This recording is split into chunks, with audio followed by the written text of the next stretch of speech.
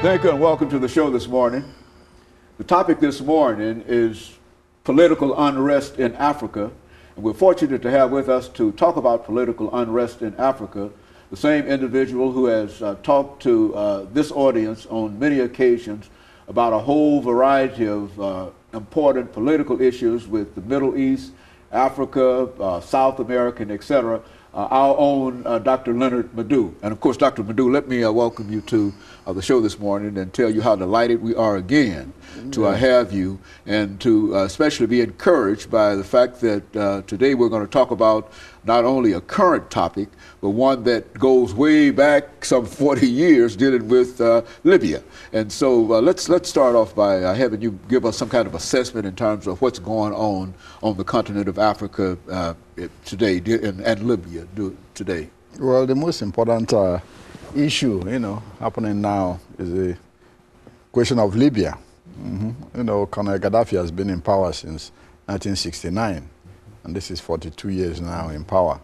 Since Libya really became officially independent, in 1951, it has been ruled by only two leaders.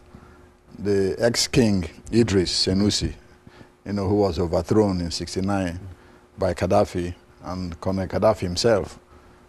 So they've had only two leaders. Since independence, there have only been two leaders. Exactly. 42 years. Yes, since 1951. So since '69, all Libyans have known is Gaddafi. So anybody who is under 40 years old, that's the only leader you ever known. So since '69, his regime has been very erratic. He came in with a 12-member revolutionary council. There were 12 of them who overthrew the king in 1969. And since then, almost half of them have run away into exile and has fallen out with the rest. And that's when his regime started crumbling. Because what happened, when he fell out with those he came to power with, what happened? He turned inwards, his children and family. Just the same thing Saddam Hussein did. So he lost focus, really, of where he was heading to. And that, in turn, did what? Started making people to agitate for more rights. And then what happened? You crack down more on those people. Then they agitate more. So he had to stay in power by repression, not by democratic means or by what he's doing for the people, but, by force. So that's how we came here, today. Libya really is a very small country.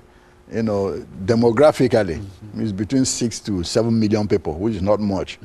But in geographical terms, it's really the 4th largest city in Africa. There are almost 700,000 square miles. Only Sudan, Congo, Republic of Congo, and Algeria is larger than Libya. In fact, Libya is always twice the size of Nigeria in area of land, with immense oil, about 50 billion, barrels oil reserve, the largest reserve in Africa, and $100 billion in external reserves in money, and 150 billion in Commonwealth funds that it has. Most of it now has been seized, by the United States government and foreign banks and all that since this confrontation started.